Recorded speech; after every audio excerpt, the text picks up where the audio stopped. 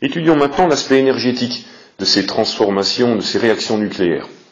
Alors lors d'une réaction nucléaire, ce qu'il faut savoir, c'est que la masse des produits, on a observé que la masse des produits était toujours un peu inférieure à la masse des réactifs. Comme si de la masse disparaissait pendant cette réaction nucléaire. Ce défaut de masse, qui est noté delta M, donc un défaut de masse delta M qu'on a ici, eh bien, il a été relié à l'énergie qui est libérée par cette réaction nucléaire par Albert Einstein au début du XXe siècle.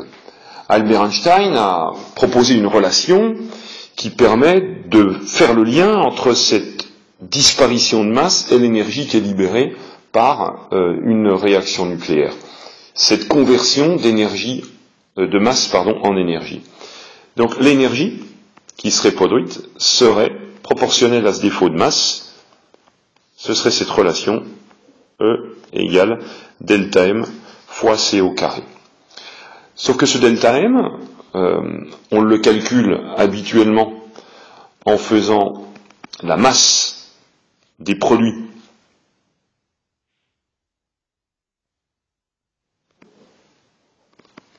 moins la masse des réactifs, masse des produits moins masse des réactifs.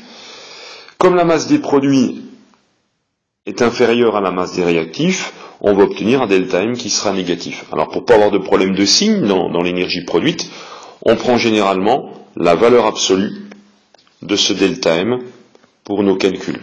Valeur absolue de delta M fois C au carré. C, dans cette relation, désigne la vitesse de la lumière dans le vide.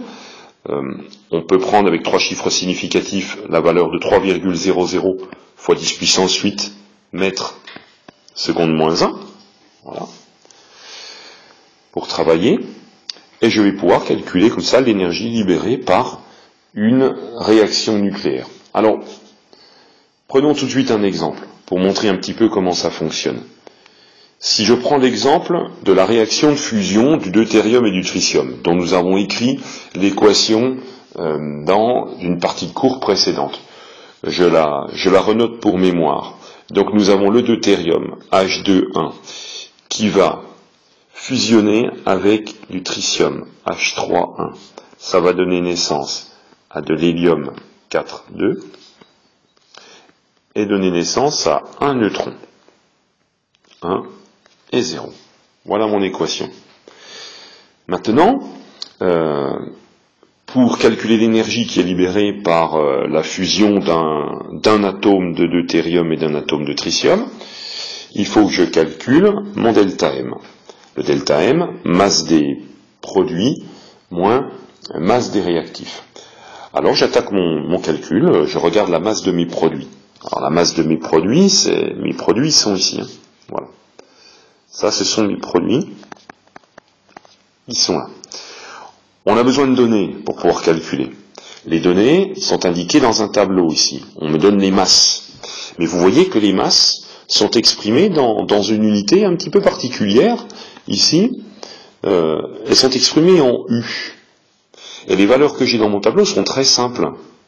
2, 3, 4, 1, avec bien sûr des chiffres significatifs, mais ce sont des valeurs très simples. Alors qu'on sait que ces masses sont très petites.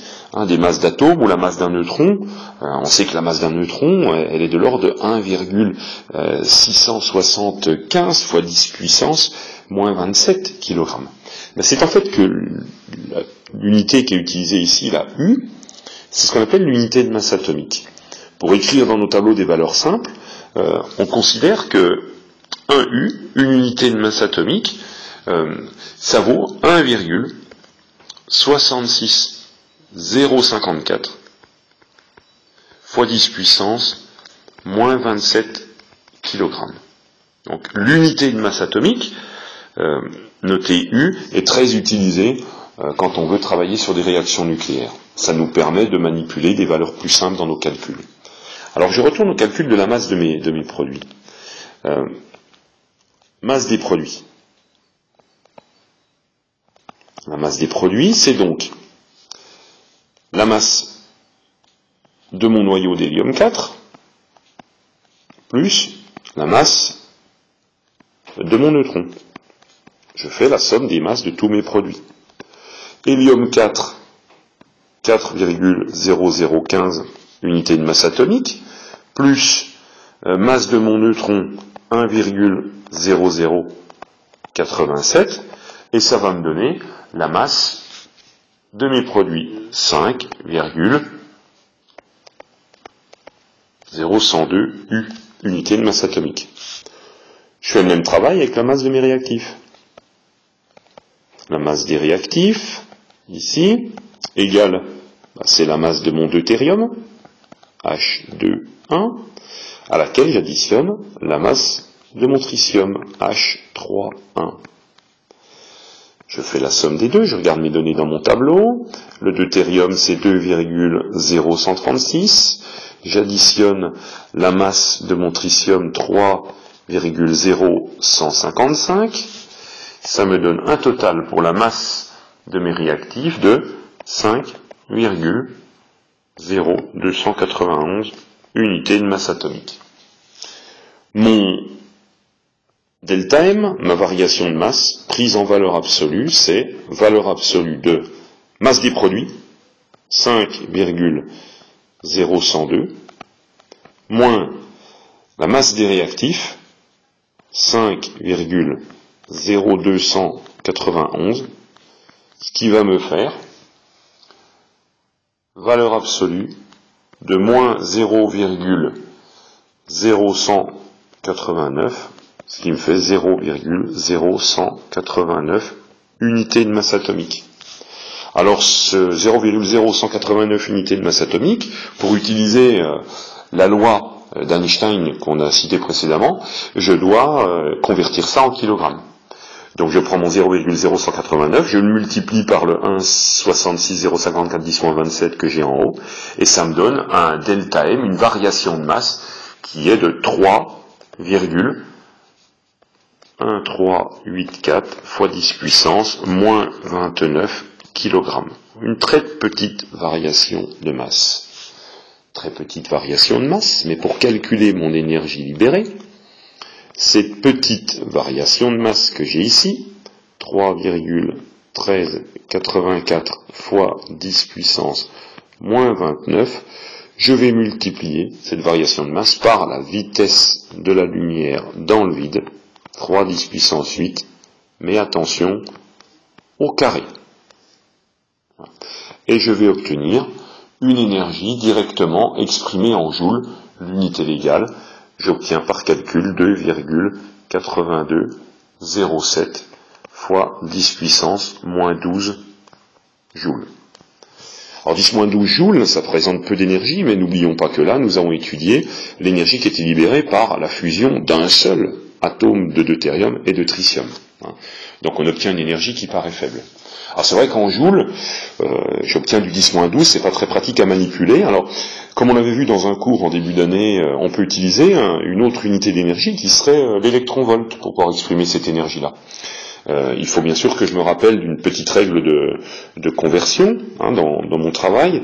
Mes règles de conversion, c'est de dire que un électronvolt, c'est 1,602 à 10 puissance moins 19 joules. Voilà. Alors en travaillant en électronvolts, ça veut dire que cette valeur-là, je vais la diviser par 1,602 10 moins 19, et puis ça va me donner une valeur en électronvolts. Alors en électronvolts, ça me donne à peu près 1,761 fois 10 puissance 7 électronvolts. Voilà. Alors 10 puissance 7 électronvolts, ça fait beaucoup d'électronvolts. Je vais le mettre avec un multiple d'électronvolts, c'est le méga électronvolt, le MeV. Ça va me faire à peu près 17,61 MeV. Voilà. Le MeV, 1 méga électronvolt, c'est 10 puissance 6 électronvolts. Ce sont des millions d'électronvolts. Voilà. Ça veut dire que l'énergie libérée par la fusion d'un atome de deutérium et d'un atome de tritium, elle est d'environ 17,61 MeV, comme le donne le résultat de mon calcul. Voilà comment on procède pour entrer dans l'aspect énergétique de ces réactions nucléaires.